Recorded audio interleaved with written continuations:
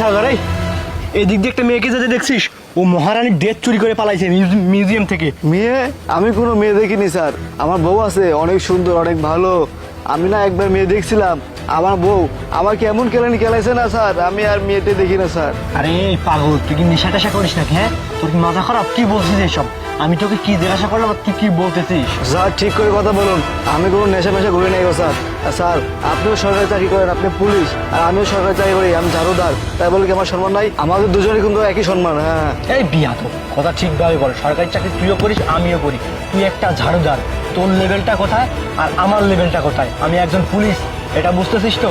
তোকে যেটুকু জিজ্ঞাসা করছি সেইটুকুর উত্তর দে। ওই মেয়েটাকে দেখছিস নাকি সেই কথা বল। ওই মেয়েটা জাদুঘর থেকে মহারানীর ড্রেস চুরি করে পালিয়েছে, যে ড্রেসটা টাকার